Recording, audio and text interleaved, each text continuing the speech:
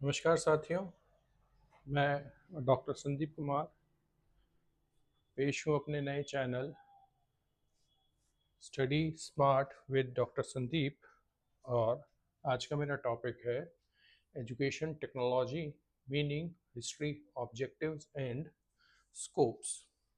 जब हम बात करते हैं एजुकेशन टेक्नोलॉजी की, तो हमारे जितने भी टीचर ट्रेनिंग प्रोग्राम हैं उसमें ये एज अ सब्जेक्ट इंक्लूड रहता है। और उसी का एक ब्रीफ इंट्रोडक्शन तैयार किया है इस वीडियो में। एजुकेशन टेक्नोलॉजी वर्ड दो वर्ड से मिलकर बना है, पहला एजुकेशन और दूसरा टेक्नोलॉजी। पहले हम बात करते हैं एजुकेशन की, जिसे हिंदी में शिक्षा कहा जाता है। और जो शिक्षा शब्द है वो संस्कृत के शिक्ष धातु से लिया है, जिसका अर्थ होता है ज्ञान को ग्रहण करना। ऐसे ही जब हम इंग्लिश में बात करते हैं तो एजुकेशन इंग्लिश का वर्ड है, और ये वर्ड डिराइव्ड हुआ है लैटिन लैंग्वेज के वर्ड एजुकेटम, एडुसियर और एजुकेट। ये वर्ड्स भी दो वर्ड से मिलकर बने हैं, E plus ड्यूको।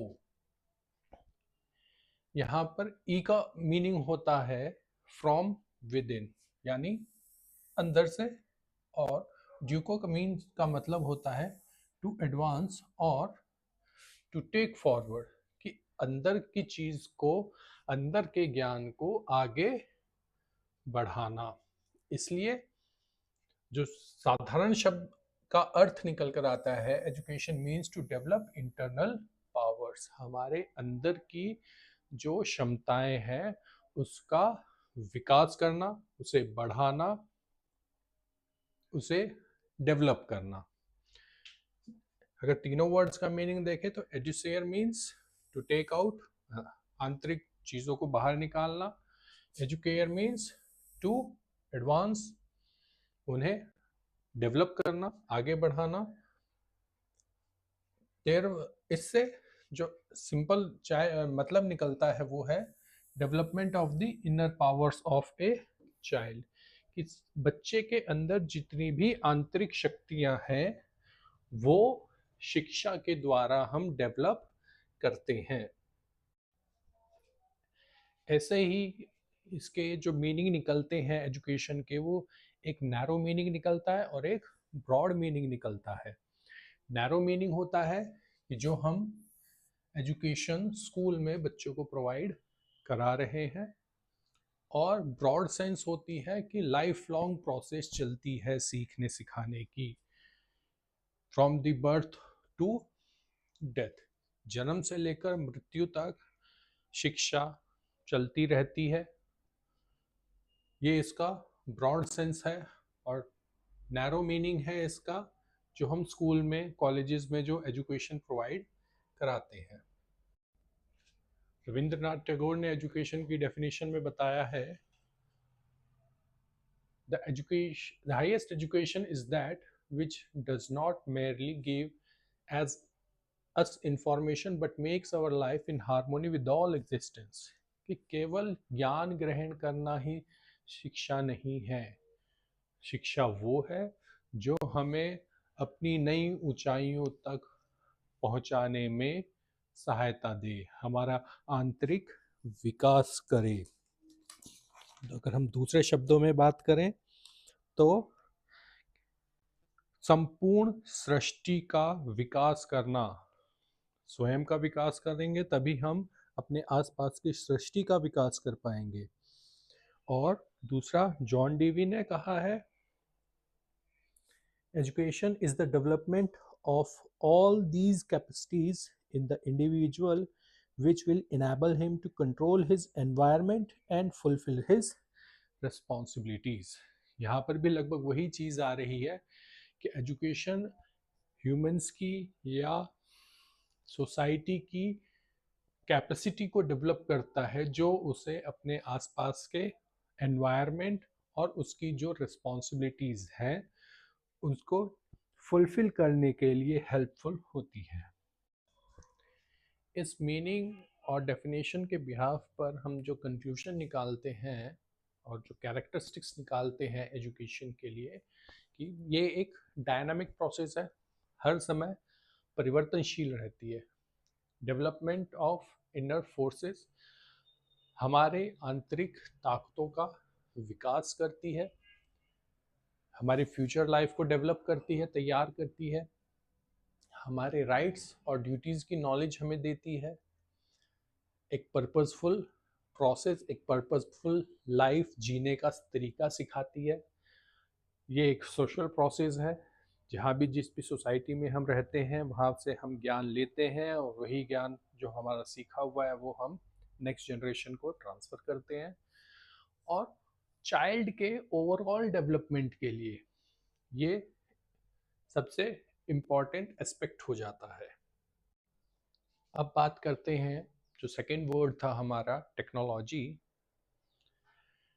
Technology words mind में आते ही हम एक डिफरेंट सिनेरियो बना लेते हैं माइंड में, जो कि हमारा टेक्नोलॉजी या टेक्निकल साइंस आ जाता है, मशीन आ जाती है, टेक्नोलॉजी आ जाती है। लेकिन ये वर्ड उससे बड़ा है।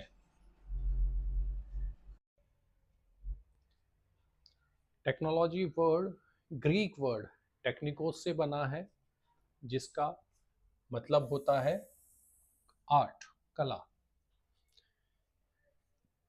और इसका सिनोनिम लैटिन भाषा में है टेक्सर, विच मीन्स वीव और कंस्ट्रक्ट, कि हम तैयार कर रहे हैं। Thus, this can be said technology is experimental form of scientific system and techniques. विज्ञान से हमें जो नियम, जो प्रिंसिपल मिलते हैं, उनका जब हम डेली लाइफ में यूज कर रहे हैं, एक्सपेरिमेंट करके देख रहे हैं, वो हमारी टेक्नोलॉजी है। सिंपल सी चीज आती है जो इसमें, ये मशीन और मशीन रिलेटेड सफिक्सेस हैं। लेकिन ज़रूरी नहीं है कि ये केवल और केवल मशीन या मशीन से ही जुड़े हुए हों। It refers to any experimental work in which scientific knowledge and principles are used. Simple सी चीज़ यही आएगी कि टेक्नोलॉजी क्या है, कि साइंस के जो प्रिंसिपल्स हैं उनका प्रैक्टिकली यूज़ करना, कि हाँ जो प्रिंसिपल साइंस ने दिए हैं उन्हें हम करके देख सकें कि ये वास्तव में प्रिंसिपल यूज़ होता है, यही हमारी टेक्नोलॉजी है। जैकोटा ब्लूमर ने उसकी डेफिनेशन बताई है, technology is the application of scientific theory to practical ends. It means कि जो वैज्ञानिक सिद्धांत हैं, जब हम उनका प्रयोग लक्ष्यों को प्राप्त करने के लिए कर रहे हैं, उनका प्रयोग वास्तविक रूप से करके देख रहे हैं और ये देखते हैं कि हाँ इसमें जो नियम बताए गए हैं विज्ञान के वो फुलफिल हो रहे हैं, वही हमारी तकनीकी है। ऑफिस ने कहा है application of science to art, कि विज्ञान का प्रयोग एक कला के रूप में है। और दास ने बताया है any system of interrelated parts which are organized in scientific manner as to attain some desirable objectives could be called technology। कि जब हम वांछित उद्देश्यों को, या जो हमने उद्देश्य निर्धारित किए हैं उनको प्राप्त करने के लिए वैज्ञानिक ढंग से तकनीकों का प्रयोग कर रहे हैं, तो वो हमारा जो प्रयोग है वो तकनीकी है। मीनिंग और डेफिनेशन के बिहाफ पर हम ये कह सकते हैं कि टेक्नोलॉजी साइंस और इसके फंक्शन को डेवलप करती है एक आर्ट के रूप में। और साइंस एंड और टेक्नोलॉजी के बीच में एक बहुत ही गहरा सहसंबंध है, जो कि हमारी नॉलेज को और ज़्यादा यूजफुल बनाने के लिए कार्य करता है। अब प्रॉपर आती है education technology. A proper use of scientific, technical, psychological principles and methods to make the teaching learning process easy, simple and effective। कि अगर हमें अपनी टीचिंग लर्निंग प्रोसेस, पढ़ना पढ़ाने की जो पूरी प्रक्रिया है जो क्लासरूम में होती है, उसे सिंपल और इफेक्टिव बनाना है, तो उनको अप्लाई करने के लिए हमें साइंटिफिक, टेक्निकल, साइकोलॉजिकल प्रिंसिपल्स और मेथड्स को प्रयोग करना पड़ेगा। और ये साइंस, ये टेक्निक, ये मेथड्स हमें बताता है एजुकेशन टेक्नोलॉजी। दूसरे शब्दों में कहें कि अगर हमें अपनी पढ़ाई, अपनी टीचिंग लर्निंग प्रोसेस को इफ़ेक्टिव बनाना है, तो जब हम इफ़ेक्टिव बनाने के लिए किसी भी तरीके की टूल या टेक्निक्स यूज़ कर रहे हैं, वो हमारी एजुकेशन टेक्नोलॉजी है। आज के टाइम में साइंस और टेक्नोलॉजी ने इतनी तरक्की कर ली है कि वो हमारी लाइफ के हर एस्पेक्ट में इफ़ेक्ट डालता है। और जब वो इफ़ेक्ट एजुकेशन और टीचिंग लर्निंग प्रोसेस से जुड़ जाता है, तो वो हमारा एजुकेशन टेक्नोलॉजी बन जाता है। इसे थोड़ा सा समझें अगर हम, तो हम मोबाइल यूज़ कर रहे हैं बातें करने के लिए, नॉर्मली वीडियो देख रहे हैं, नॉर्मल यूज़ कर रहे हैं, वो नॉर्मली एक टेक्नोलॉजी है। बट जब हम उसी का प्रयोग अपनी एजुकेशन में करते हैं, तो वो ही हमारे लिए एजुकेशन टेक्नोलॉजी का रूप ले लेती है। बहुत सारे साइंटिफिक इक्विपमेंट्स इसमें यूज़ होते हैं। सबसे कॉमन तो आज के टाइम में कंप्यूटर है। पुराने रेडियो, टेप रिकॉर्डर, टेलीविज़न भी थे। आज टेलीविजन्स का एडवांस वर्जन्स आ चुके हैं। और इसी के साथ बहुत सारे नए कंसेप्ट्स भी जुड़ते चले जा रहे हैं, जिससे कि हमारा जो ऑब्जेक्टिव्स हैं, एजुकेशन ऑब्जेक्टिव्स, वो भी डेवलप हो रहे हैं, जिसमें फिलोसफिकल, सोशोलॉजिकल, इकोनॉमिकल, साइकोलॉजिकल और साइंटिफिक प्रिंसिपल्स भी अब एजुकेशन की फील्ड में अपना इम्पैक्ट डालते हैं। मीनिंग और डेफिनेशंस के बिहाफ पर हम ये कंक्लूड कर सकते हैं कि science is the basic subject of education technology, क्योंकि साइंस के ही प्रिंसिपल्स को यूज़ किया जाता है टेक्नोलॉजी बनाने के लिए। और education technology studies the impact of science and technology on education. जब हम साइंस और टेक्नोलॉजी का यूज़ एजुकेशन के डेवलपमेंट के लिए कर रहे हैं, तो वो हमारी एजुकेशन टेक्नोलॉजी है, लगातार डेवलप हो रही है। साइंस के प्रैक्टिकल एस्पेक्ट्स को भी इम्पैक्ट करती है। ये हमारे टीचिंग लर्निंग प्रोसेस को डेवलप करती है, उसके ऑब्जेक्टिव्स तैयार करती है, उसका सिलेबस तैयार करने में हेल्पफुल होती है, असेसमेंट में यूज़फुल होती है। Draw helps for science like education technology, psychology and engineering तो पूरी टेक्नोलॉजी बेस्ड है ही, साइकोलॉजी और एजुकेशन टेक्नोलॉजी में भी इसका प्रयोग किया जा रहा है। जनरल क्लासरूम में ये टीचर के लिए, स्टूडेंट के लिए बहुत ज़्यादा यूज़फुल है। ये बहुत ही एक सिस्टमेटिक अप्रोच है, जिसमें स्टेप बाय स्टेप चीज़ें इंट्रोड्यूस की जाती हैं आगे ऑब्जेक्टिव्स को प्राप्त करने के लिए। नई टीचिंग मेथड्स डेवलप किए जा रहे हैं इसकी हेल्प से। सेल्फ लर्निंग, जो बच्चा सेल्फ स्टडी करना चाहता है, उसके लिए बहुत ही ईजी वे है। ये एजुकेशन को बहुत वाइड एरिया तक लेकर जाती है। जैसे हम अगर नॉर्मल एग्जांपल लें इग्नू का, तो ओपन स्कूल्स का, जहाँ पर उसकी नॉलेज बहुत ज़्यादा स्प्रेड आउट होती है टेक्नोलॉजी की हेल्प से। ये टीचिंग लर्निंग प्रोसेस को हेल्पफुल, ईजी और कन्वीनियंट बनाने में यूज़फुल है। हमारे जो एजुकेशन के ऑब्जेक्टिव्स हैं, उन्हें अचीव करने के लिए यूज़ होती है।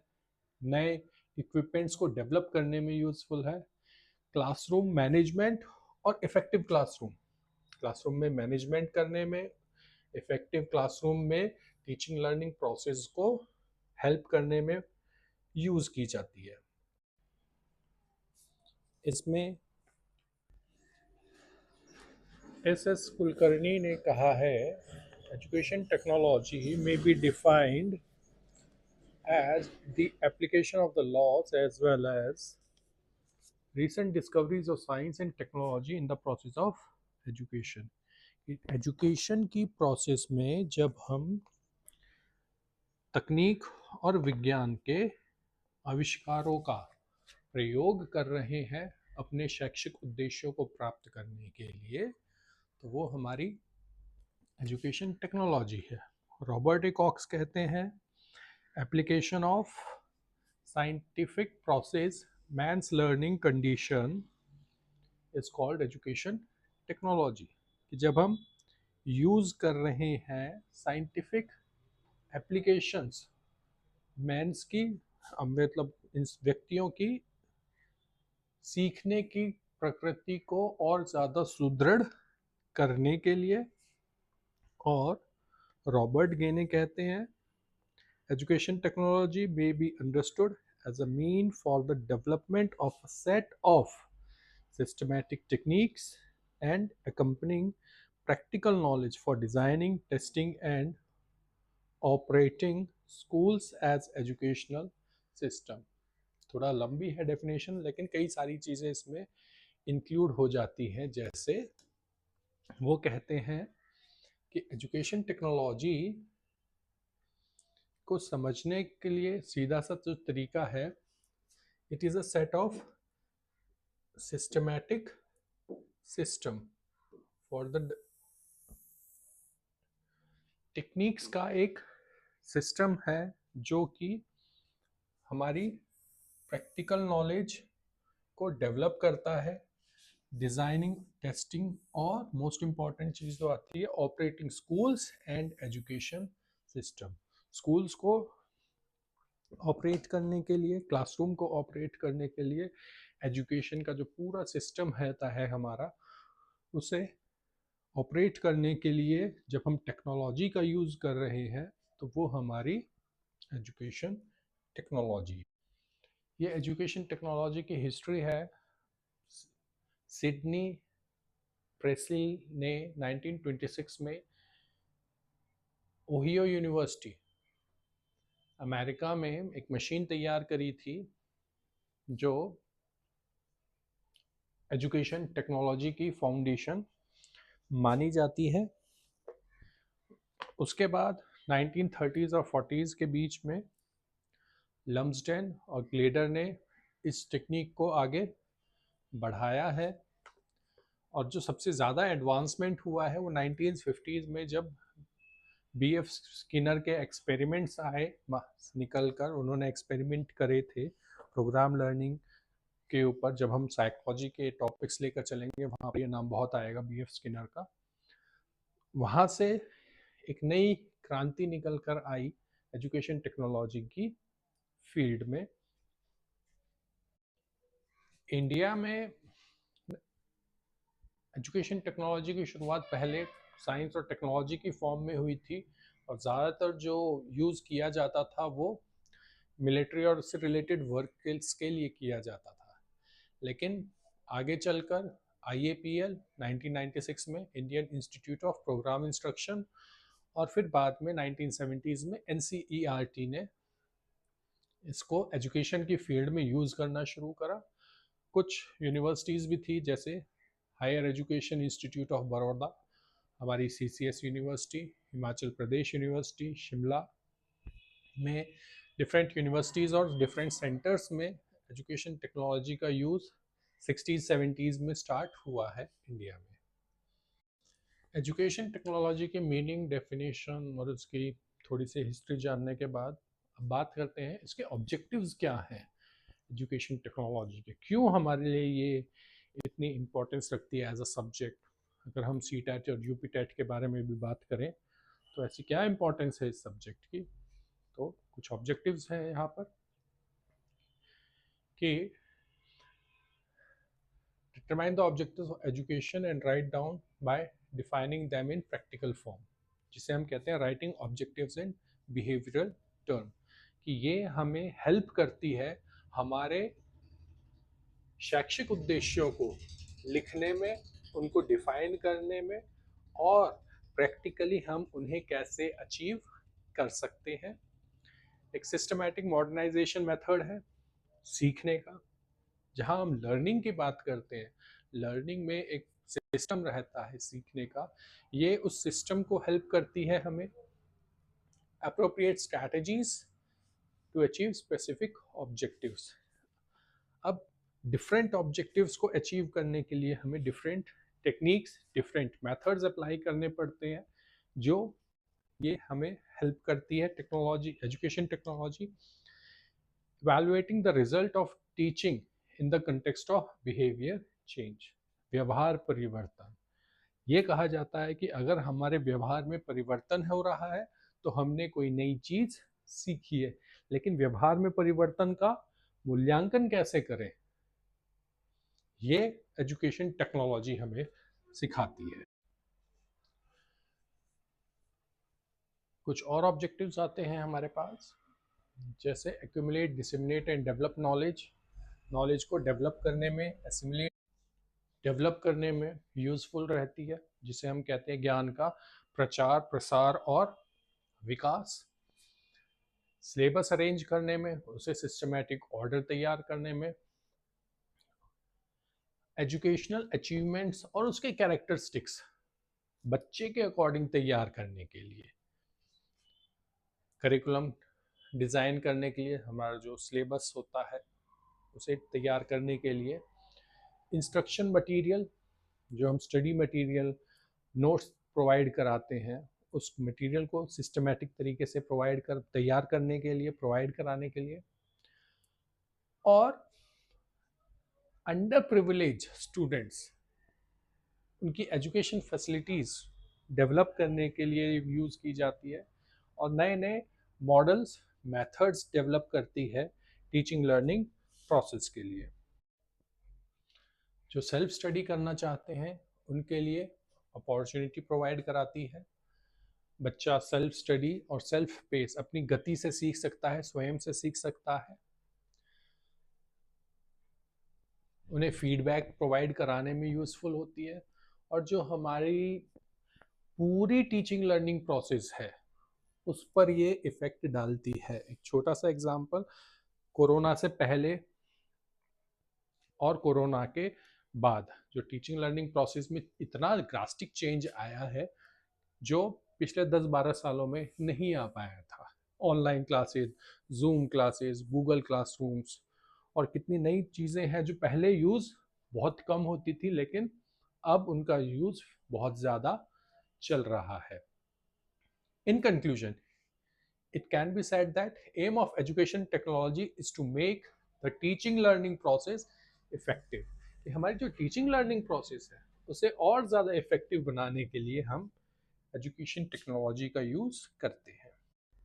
अब बात करते हैं स्कोप ऑफ एजुकेशन टेक्नोलॉजी, इसका स्कोप कहाँ तक है।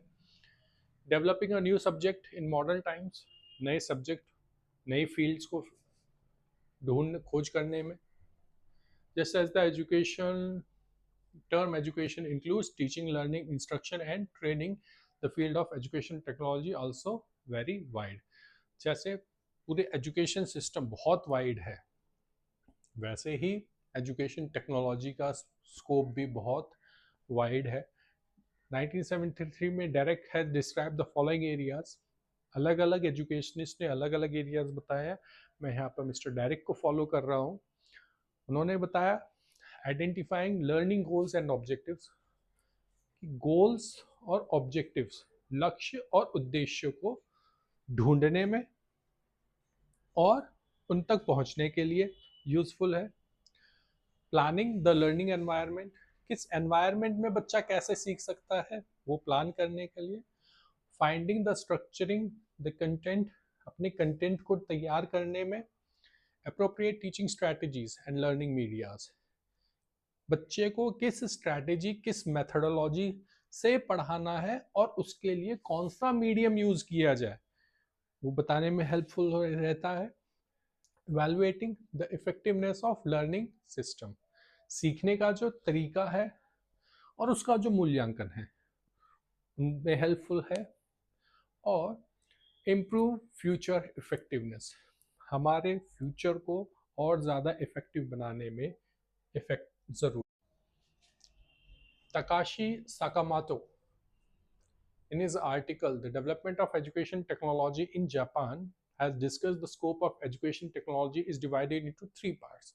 तकाशी ने जापान में अपने आर्टिकल में इसके 3 पार्ट्स बताए हैं, इनपुट, प्रोसेस और आउटपुट। बड़ा इंपॉर्टेंट एस्पेक्ट आ जाता है, टेक्नोलॉजी में ये टर्म्स कई बार यूज करते हैं, इनपुट, प्रोसेस और आउटपुट। अदा, प्रक्रिया और प्रदा। Input, in this the entire behavior of the student is studied. This behavior includes the student's previous knowledge, their abilities and outputs, etc. Apart from these, planning of syllabus, task analysis, selecting the objectives and teaching points, selection of methods, techniques, strategies, etc. are included in the pre-action stage of teaching. इसमें हम बच्चे के previous behaviour कि जब बच्चा school आ रहा है, सीख रहा है, सीखने की तैयारी कर रहा है, यानी उसका जो स्कूल में एंटर होने से पहले का बिहेवियर है, चाहे वो नर्सरी का बच्चा हो, चाहे वो किसी भी लेवल का बच्चा हो, तो हम ये देखते हैं कि उसकी प्रीवियस नॉलेज कितनी है, उसकी एबिलिटीज कितनी है, किस जानकारी का बच्चा है, किस लेवल का बच्चा है, उसको ध्यान में रखकर ही हम उसके लिए प्लानिंग करते हैं, उसके टास्क देते हैं छोटे छोटे, फिर बड़े दिए जाते हैं, उसके लिए उद्देश्यों का निर्माण किया जाता है, उसी के मानसिक स्तर के अनुसार, उसी के